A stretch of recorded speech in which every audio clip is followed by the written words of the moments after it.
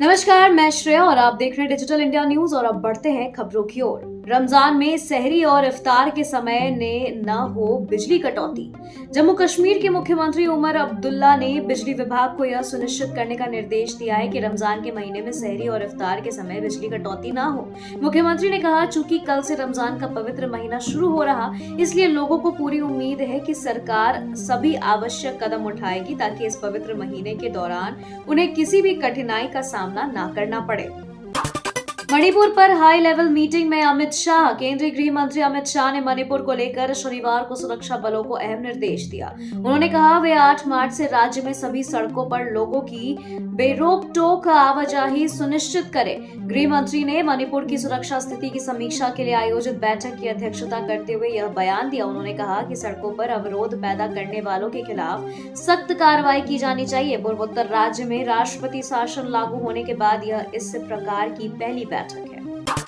अपने जन्मदिन पर हिंदी भाषा को लेकर स्टालिन फिर बोले, सोशल मीडिया पर ट्रेंड। तमिलनाडु के मुख्यमंत्री और डीएमके अध्यक्ष एमके स्टालिन ने 1 मार्च को अपना 72वां जन्मदिन मनाया। इस अवसर पर उन्होंने राज्य की स्वायत्तता, 2 भाषा नीति और हिंदी थोपने के विरोध को लेकर अपनी प्रतिबद्धता दोहराई है। उनके बयान एक बार फिर सोशल मीडिया पर ट्रेंड हो रही। स्टालिन ने अपने परिवार और पार्टी कार्यकर्ताओं के साथ केक काटा और पार्टी कैडर को एक लक्ष्य की शपथ दिलाई, जिसमें तमिलनाडु के हितों की रक्षा करने और हिंदी थोपने के हर प्रयास को हमेशा विरोध करने का संकल्प लिया गया। उन्होंने नारा दिया, तमिलनाडु लड़ेगा, तमिलनाडु जीतेगा। शहरों से जल निकासी व्यवस्था को मजबूत करने पर जुटी योगी सरकार। शहरों में जल भराव की समस्या न हो, इसके लिए यूपी सरकार पहले से ही सचेत हो गई है। इसके लिए नगरीय और मलिन बस्ती क्षेत्रों के कायाकल्प के लिए तेजी से काम हो रहा। हाल ही में सीएम नगरीय अविकसिती एवं मलिन बस्ती विकास योजना के तहत मथुरा, मुरादाबाद, आजमगढ़ और गाजियाबाद जिलों में 16 प्रमुख विकास परियोजनाओं पर कार्य कर रही है। इसके लिए बकायदा 169 लाख रुपए से अधिक की धनराशि भी स्वीकृति की गई। राज्यपाल आनंदीबेन पटेल को मेजबानी में विशेष रात्रि भोज। उत्तर प्रदेश की राज्यपाल आनंदीबेन पटेल की मेजबानी में शुक्रवार को राजभवन में उत्तर प्रदेश विधानमंडल के सदस्यों का एक भव्य रात्रि भोज का आयोजन किया गया। इस विशेष अवसर पर राज्यपाल जी एवं मुख्यमंत्री ने सभी विधायकों से मुलाकात की और उनके साथ संवाद भी किया। यह आयोजन प्रदेश के राजभवन में इस प्रकार का पहला आयोजन था जिसमें मंत्रियों और सभी दलों के विधायकों को एक मंच पर एकत्रित होने का अवसर मिला। मुसलमानों के खिलाफ बनाया जा रहा माहौल। वृंदावन में मुस्लिम समाज की दुकानों पर पाबंदी पर बोले मौलाना।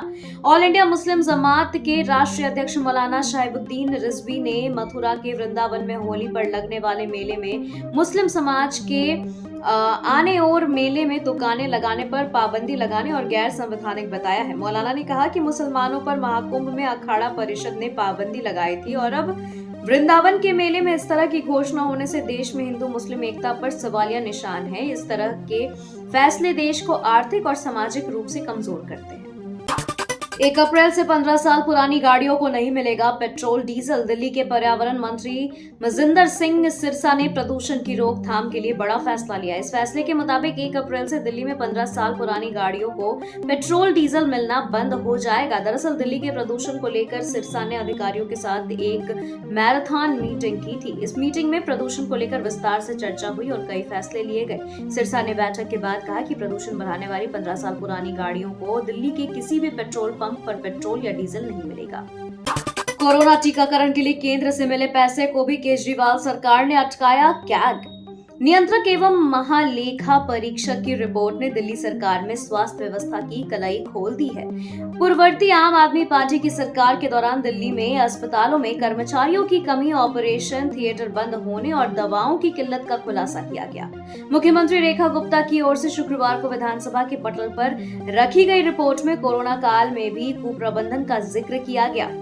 कैग रिपोर्ट में यह भी कहा गया है कि कोरोना महामारी के दौरान दिल्ली वालों के टीकाकरण के लिए जो पैसा केंद्र सरकार ने जारी किया था, उसे भी तब की सरकार ने काफी समय तक अटकाए रखा। ममता बनर्जी ने वोटर लिस्ट में धांधली वाले आरोप पर ईसी का जवाब। पश्चिम बंगाल की सीएम ममता बनर्जी ने भाजपा पर मतदाता सूची में धांधली का आरोप लगाया था। सीएम ममता बनर्जी के इस आरोप के बाद देश भर में राजनीति तेज होते नजर आ रही। टीएमसी सुप्रीमो के इस बयान को पश्चिम बंगाल के मुख्य निर्वाचन अधिकारी ने खारिज किया है। पश्चिम बंगाल के सीईओ ने कहा कि मतदाता सूची अद्यतन प्रक्रिया स्थापित कानूनी प्रोटोकॉल का पालन करती है। योगी के कठमुल्ला वाले बयान पर भड़के ओवैसी। एआईएमआईएम प्रमुख असदुद्दीन ओवैसी ने यूपी के सीएम योगी आदित्यनाथ की राज्य विधानसभा में उर्दू भाषा पर की गई हालिया टिप्पणी पर कहा कि यह स्पष्ट है कि यूपी के सीएम को उर्दू नहीं आती, लेकिन वे वैज्ञानिक क्यों नहीं बने, इसका जवाब केवल वे ही दे सकते हैं। यूपी के सीएम जिस विचारधारा से आते हैं, उस विचारधारा से किसी ने भी इस देश की आजादी की लड़ाई में हिस्सा नहीं लिया। वे गोरखपुर से आते हैं। नीति आयोग के पूर्व सीईओ अमिताभ कांत ने फिर छेड़ दी बहस। हफ्ते भर में ज्यादा घंटे काम करने को लेकर पिछले कुछ समय में काफी विवाद हुआ है। पहले इंफोसिस के को फाउंडर नारायण मूर्ति ने 70 घंटे काम करने की बात कही और फिर L&T चेयरमैन 90 घंटे की बात बोली। अब इस लिस्ट में नीति आयोग के पूर्व सीईओ अमिताभ कांत भी जुड़ गए हैं। G20 शेरपा कांत ने कहा कि भारतीयों को कड़ी मेहनत करनी चाहिए और हफ्ते में 80 से 90 घंटे काम करना चाहिए। भारत को $30 ट्रिलियन की अर्थव्यवस्था बनने के लिए अथक परिश्रम की आवश्यकता है, न कि वर्क लाइफ बैलेंस की प्रति जुनून की। मणिपुर में राष्ट्रपति शासन लगते ही बदलाव। मणिपुर में राष्ट्रपति शासन लगते ही बदलाव दिखने लगे हैं। पहले तो सेना से लूटे गए हथियार लौटाए गए और अब राज्य के सभी बंद रास्तों को खोलने की तैयारी है। केंद्र सरकार ने 13 फरवरी को मणिपुर में राष्ट्रपति शासन लागू कर दिया था। इससे कुछ दिन पहले मुख्यमंत्री एन बीरेन सिंह ने अपने पद से इस्तीफा दे दिया, जिससे राज्य में राजनीतिक अनिश्चितता पैदा हो गई थी। गृह मंत्रालय के अनुसार मणिपुर विधानसभा को निलंबित कर दिया गया है।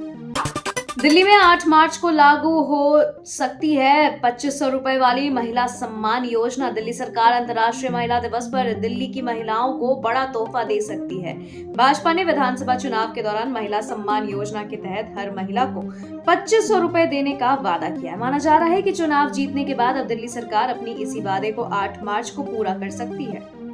नई दिल्ली रेलवे स्टेशन पर कूलियों से मिले राहुल गांधी। कांग्रेस के वरिष्ठ नेता और लोकसभा में नेता प्रतिपक्ष राहुल गांधी एक बार फिर शनिवार को कूलियों से मिलने पहुंचे। इस मुलाकात के बारे में हालांकि राहुल गांधी ने तो कुछ नहीं बताया, लेकिन स्टेशन पर मौजूद कुछ कूलियों ने उनसे हुई बात के बारे में जानकारी दी। राहुल गांधी के जाने के बाद मुलाकात के बारे में दीपेश मीणा नाम के कूली ने कहा कि हमें बहुत खुशी है कि राहुल गांधी हमसे मिलने आए। उन्होंने हमारी सभी समस्याएं सुनी और हमें उम्मीद है कि वे उनका समाधान करेंगे। वह यहाँ करीब 40 मिनट तक रहे। आरजेडी चीफ का नाम लेकर क्यों बरस पड़े प्रशांत किशोर। जनसुराज के संस्थापक प्रशांत किशोर ने आरजेडी चीफ लालू प्रसाद पर बड़ा हमला बोला। लालू के एक बयान का जिक्र करते हुए उन्होंने कहा कि लालू को 40 साल के बाद जाकर समझ आया है कि पलायन को रोका जा सकता है। प्रशांत किशोर ने लालू यादव पर तंज कसते हुए कहा कि 40 साल की राजनीति करने के बाद अब उन्हें बिहार में पलायन रोकने की जरूरत महसूस हो रही है। 74 साल के हुए सीएम नीतीश। जेडीयू नेताओं ने मुख्यमंत्री आवास जाकर अपने नेता को खास अंदाज में दी बधाई। बिहार के मुख्यमंत्री नीतीश कुमार का जन्मदिन है। वे 74 साल के हो गए। नीतीश कुमार का जन्म बता दें कि 1 मार्च 1951 को पटना जिले के बख्तियारपुर में हुआ था। उनके जन्मदिन के मौके पर नेताओं ने बधाई दिया। पीएम नरेंद्र मोदी ने भी उन्हें बधाई दी। इसके साथ ही देश के कई बड़े नेताओं ने उन्हें जन्मदिन पर बधाई दी और साथ ही कई कार्यकर्ता और नेता उनके आवास जाकर उन्हें जन्मदिन की बधाई दी है। नीतीश कुमार अभी 15 साल काम करने वाले हैं। बीजेपी के सम्राट चौधरी ने कर दिया साफ। बिहार में विधानसभा चुनाव से पहले मुख्यमंत्री नीतीश कुमार के नेतृत्व को लेकर तरह तरह की चर्चाएं और बयानबाजी हो रही है। इस बीच राज्य के डिप्टी सीएम और भारतीय जनता पार्टी यानी बीजेपी के पूर्व प्रदेश अध्यक्ष सम्राट चौधरी ने बड़ा बयान दिया है। उन्होंने शनिवार को कहा कि नीतीश अभी 15 साल काम करने वाले। उन्होंने राष्ट्रीय जनता दल के नेता तेजस्वी यादव के खटारा सरकार वाले बयान पर पलटवार करते हुए ये बयान दिया है। एनडीए में सीएम फेस पर बोले चिराग पासवान। बिहार चुनाव में सीएम फेस को लेकर राष्ट्रीय जनतांत्रिक गठबंधन में जारी चर्चा और अटकलों के बीच लोजपा आर के अध्यक्ष और केंद्रीय मंत्री चिराग पासवान ने बड़ा बयान दिया। उन्होंने कहा कि 2025 का चुनाव एनडीए जीतेगी और सरकार बनाएगी। हम लोग मुख्यमंत्री नीतीश कुमार के नेतृत्व में चुनाव लड़ रहे हैं और वो फिर से सीएम बनेंगे। वहीं नीतीश के बेटे निशांत कुमार की राजनीति में एंट्री को लेकर नेता प्रतिपक्ष तेजस्वी यादव के आरोपों को सिरे से उन्होंने निकाल दिया, जिसमें उन्होंने कहा था कि बीजेपी और जेडीयू के कुछ नेता नहीं चाहते कि निशांत राजनीति में आए। अलकायदा के 3 संदिग्ध आतंकियों को मिली बड़ी राहत, 9 साल बाद आया फैसला। अलकायदा के 3 संदिग्ध आतंकियों को कोर्ट ने 9 साल बाद साक्ष्य के अभाव में बरी कर दिया। शुक्रवार को एडीजे 1 विमलेश सहाय की अदालत ने अपना फैसला सुनाते हुए सभी आरोपियों को रिहा करने का आदेश दिया। बचाव पक्ष के अधिवक्ताओं ने बताया कि मामले में 16 लोगों की गवाही हुई थी। अभियोजन पक्ष आतंकी होने का साक्ष्य प्रस्तुत नहीं कर पाया। झारखंड के लिए अच्छे संकेत, राज्य की अर्थव्यवस्था 10 लाख करोड़ की ओर। झारखंड विधानसभा के चालू बजट सत्र के दौरान शुक्रवार को वित्त मंत्री राधाकृष्ण किशोर ने वर्ष 2024 से 25 के आर्थिक सर्वेक्षण की रिपोर्ट सदन पटल पर रखी। इसमें कहा गया है कि सरकार ने अपने 2024 से 25 के बजट में झारखंड को 2029 से 30 तक 10 लाख करोड़ की अर्थव्यवस्था बनाने का लक्ष्य रखा था। वर्तमान मूल्य पर यानी 2023 से 24 में झारखंड का जीएसडीपी 4,61,010 करोड़ रुपए का हो गया, जिसमें 14.2% की वृद्धि दर से झारखंड की अर्थव्यवस्था 2030 तक 10 लाख करोड़ की हो जाएगी। जेलेंस्की ने बदला रुख, ट्रंप के समर्थन को बताया जरूरी। व्हाइट हाउस में ट्रंप और जेडी वेंस संग बहस के बाद यूक्रेनी राष्ट्रपति वोलोदिमीर जेलेंस्की ने नरम रुख अपनाते हुए अमेरिका के समर्थन को निर्णायक बताया। उन्होंने ट्रंप की भूमिका को युद्ध के भविष्य के लिए अहम कहा और अमेरिकी संसद व जनता का आभार जताया। जेलेंस्की बोले, यह सिर्फ राजनीति नहीं, हमारी आजादी की लड़ाई है। हम शांति चाहते हैं, लेकिन सम्मान के साथ। पाकिस्तान में मस्जिद में धमाका, तालिबान समर्थक मौलवी की मौत। पाकिस्तान के खैबर पख्तूनख्वा में शुक्रवार को मस्जिद में धमाका हुआ, जिसमें कम से कम 7 लोग मारे गए। यह विस्फोट नौशेरा जिले के मदरसा एक हकानी में हुआ, जब लोग जुमे की नमाज के लिए इकट्ठा हुए थे। इस हमले में जमीयत उलेमा इस्लाम के प्रमुख हमीदुल हक इकनानी का भी मौत हो गया। यह तालिबान से जुड़ा ये और उनके पिता फादर ऑफ तालिबान के नाम से मशहूर थे। हमले की जिम्मेदारी अभी तक किसी ने नहीं ली है। रूस के मुकाबले कितना ताकतवर है पूरा यूरोप, बिना यूएस के पुतिन का मुकाबला कर पाएंगे ये देश। व्हाइट हाउस में 1 मार्च 2025 को जेलेंस्की और ट्रंप की तीखी बहस ने यूक्रेन अमेरिका संबंधों को झटका दिया, जिससे यूरोप रूस शक्ति संतुलन पर सवाल उठ गए हैं। अगर अमेरिका समर्थन छोड़ता है तो क्या यूरोप अकेले रूस का सामना कर सकता है? यूरोपीय संघ की जनसंख्या 45 करोड़ है, जबकि रूस की 14.3 करोड़, जिससे वह आर्थिक रूप से मजबूत है, लेकिन सैन्य संतुलन के लिए उसे ठोस रणनीति बनानी होगी।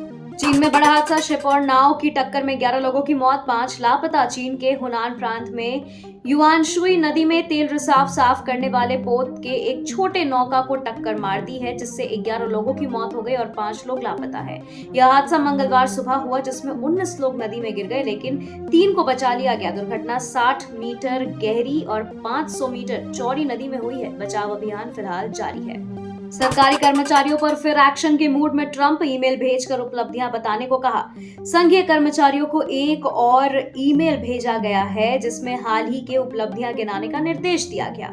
यह ईमेल शुक्रवार देर रात कुछ कर्मचारियों को मिला। इससे पिछले हफ्ते भी ऐसा ईमेल आया था, जिसमें उनसे 5 पॉइंट में अपने कार्यों का ब्यौरा मांगा गया था। कई एजेंसियों ने कर्मचारियों से कोई प्रतिक्रिया न देने को कहा।